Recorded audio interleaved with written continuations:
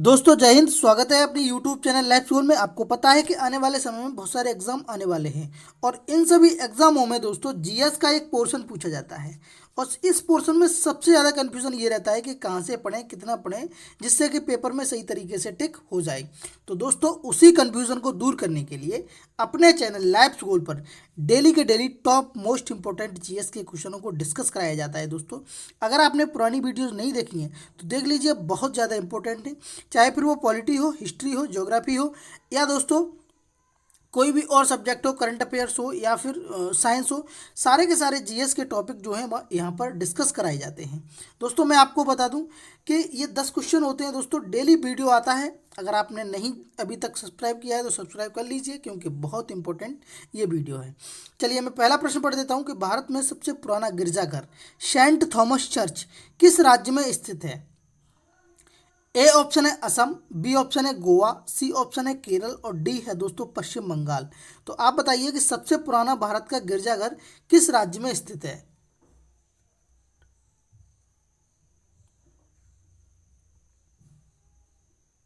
ठीक है, तो इसका राइट आंसर होगा दोस्तों, वो होगा केरल। कहाँ पर स्थित है दोस्तों, ये जो स्थित है वो है केरल में स्थित। सबसे पुराना गिरजाघर कहाँ पर स्थित है, केरल में स्थित है।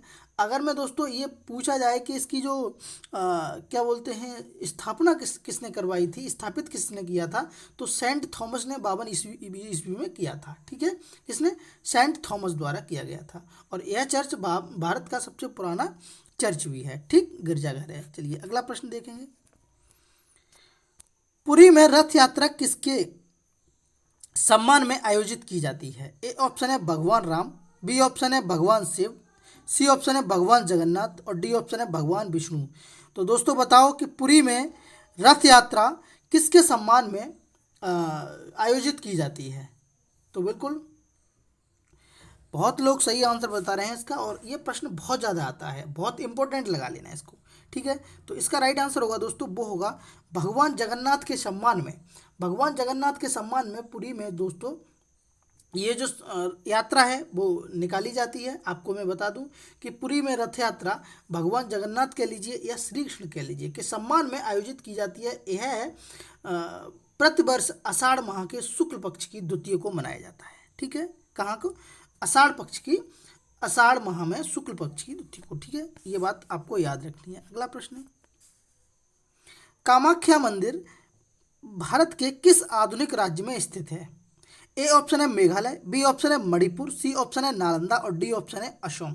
तो जल्दी से बताओ कि कामाख्या मंदिर भारत के किस आधुनिक राज्य में स्थित है। बताओ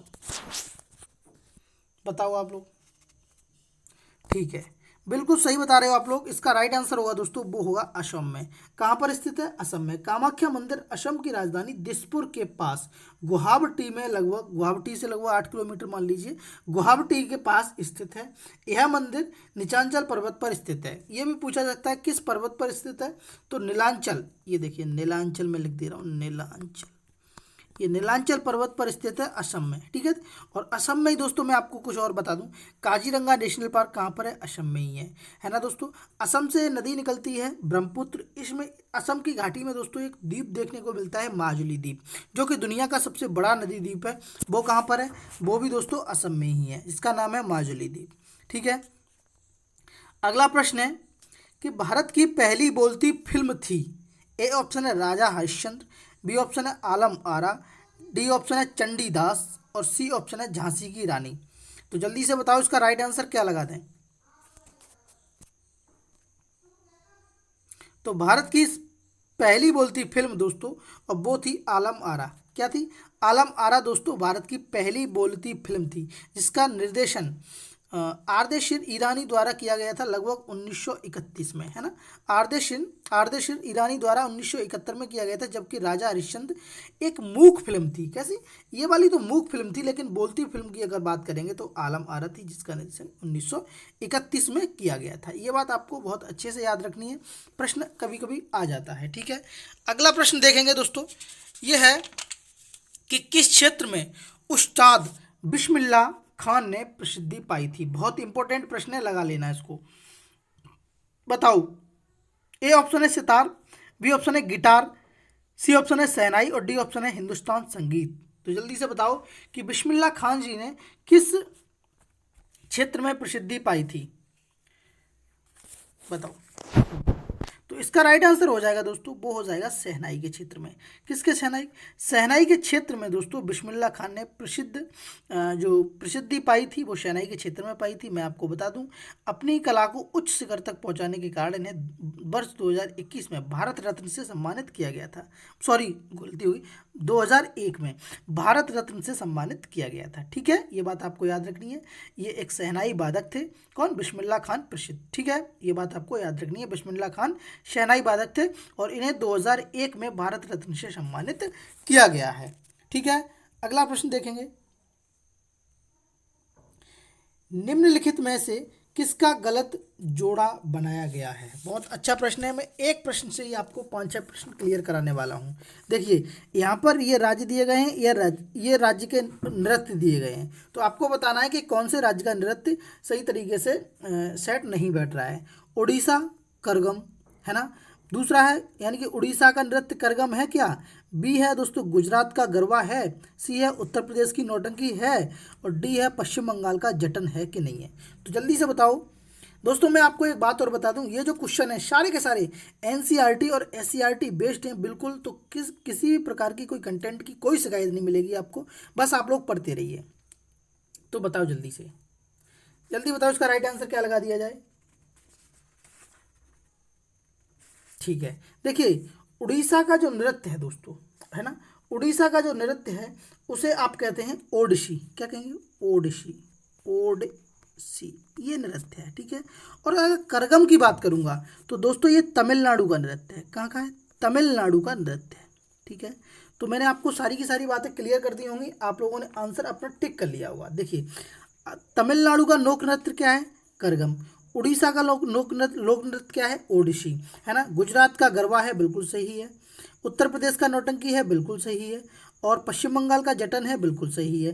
तो ये तीनों सही हैं, बाकी ये गलत है। ठीक है, तो आपसे पूछा क्या गया है? पूछा गया है कि गलत जोड़ा कौन सा बन रहा है। तो आप बिल्कुल बेझिझक बता दीजिए कि ये वाला गलत जोड़ा, यानी कि पहला आंसर इसका सही हो जाएगा। ठीक है, तो 4-5 क्वेश्चन आपके सही हो गए होंगे, उम्मीद करता हूं कि आपके बिल्कुल सही हो गए होंगे। ठीक है, तो गरबा कहाँ का है? गुजरात का, नौटंकी उत्तर प्रदेश की, जटन पश्चिम बंगाल का।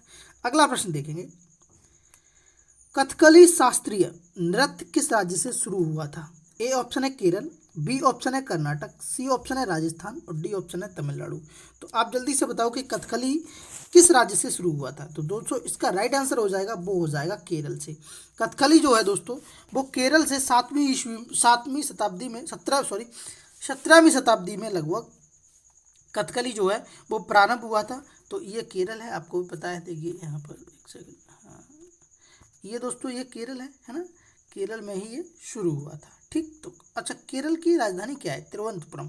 केरल से एक क्वेश्चन सबसे ज़्यादा पूछा जाता है कि क्या, कि शांत घाटी कहाँ पर है केरल में, कार्डामम की पहाड़ियाँ कहाँ पर हैं, तो वो भी आपको केरल में ही देखने के लिए मिलेंगी। ठीक है, जिसे इलायची की पहाड़ी भी बोलते हैं। ठीक है दोस्तों, चलिए आगे बात करेंगे। अगला प्रश्न है, चंडीगढ़ का रॉक गार्डन किसका बनवाया हुआ है? चंडीगढ़ का रॉक गार्डन किसका बनवाया हुआ है? ए ऑप्शन है किशनचंद, बी ऑप्शन है नेकचंद, सी ऑप्शन है ज्ञानचंद और डी ऑप्शन है मूलचंद। तो जल्दी से बताओ कि इसका राइट आंसर क्या लगा दिया जाए। तो दोस्तों अगर ये पूछा जाए कि चंडीगढ़ का रॉक गार्डन किसके द्वारा बनवाया गया है, तो इसका राइट आंसर हो जाएगा, वो हो जाएगा नेकचंद के द्वारा। नेकचंद के द्वारा दोस्तों इसे स्थापित किया गया है। किसके द्वारा? नेकचंद के द्वारा इसे स्थापित किया गया है। ठीक है, तो यह बात आपको याद रखनी है। चलिए अगला प्रश्न है, आधुनिक हिंदी साहित्य का अग्रणी साहित्यकार कौन है? यह प्रश्न इंपॉर्टेंट है, लगा लेना आप लोग, बहुत ज़्यादा इंपॉर्टेंट है। ठीक है, तो आधुनिक हिंदी साहित्य का अग्रणी साहित्यकार कौन है? ए ऑप्शन है श्री निवास दास, बी ऑप्शन है मुंशी प्रेमचंद, सी ऑप्शन है देवकी खत्री और डी ऑप्शन है भारतेंद्र हरिश्चंद्र। तो जल्दी से लगाओ इसका टिक क्या है। तो आधुनिक हिंदी साहित्य का साहित्यकार किसे कहते हैं, जल्दी से बताओ। तो इसका राइट आंसर हो जाएगा दोस्तों, वो हो जाएगा भारतेंद्र हरिश्चंद्र जी को। आधुनिक हिंदी साहित्य का जो साहित्यकार है दोस्तों, वो भारतेंद्र हरिश्चंद्र को कहा जाता है। किसे कहा जाता है? भारतेंद्र हरिश्चंद्र को आधुनिक हिंदी का साहित्यकार कहा जाता है। ठीक है दोस्तों, अगला प्रश्न है, और ये प्रश्न लास्ट है। उससे पहले मैं आपसे कुछ कहना चाहूँगा। अगर वीडियो आपको अच्छा लगता है तो लाइक करें, शेयर करें और सब्सक्राइब कर दें। आप लोग ना तो शेयर करते हो न लाइक करते हो, पता नहीं क्यों। क्या कंटेंट अच्छा नहीं लगता है तो कमेंट बॉक्स में बताइए आपकी कंटेंट अच्छा नहीं है, तो और सुधार किया जाएगा। अगर कोई गलती भी हो जाती है तो कमेंट बॉक्स में उसको भी बताइए, है ना। गलती इंसान से ही होती हैं, हो सकता है कुछ गलतियां हो रही हों, तो आप कमेंट बॉक्स में बताइए कि क्या गलती हो रही है, किस वजह से लाइक्स नहीं कर रहे हो, किस वजह से शेयर नहीं करते हो। क्योंकि ये जो वीडियो है दोस्तों, ये कंटेंट है, ये सारा का सारा एनसीईआरटी एससीईआरटी बेस्ड है बिल्कुल। तो आप लोग बिल्कुल भी चिंता न करें कि किस तरीके का कंटेंट होगा। ऐसे ही प्रश्न दोस्तों पेपर में पूछे जाते हैं।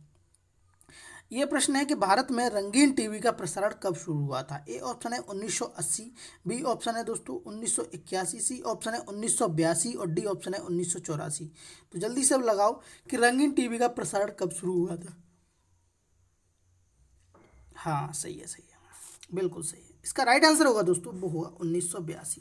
1982 में दोस्तों भारत में रंगीन टीवी का प्रसारण जो है वो शुरू हो गया था। ठीक है, और सर्वप्रथम दोस्तों सत्यजीत राय की फिल्म शतरंज के खिलाड़ी का प्रसारण हुआ था। ये बात भी याद रखनी है। सर्वप्रथम शतरंज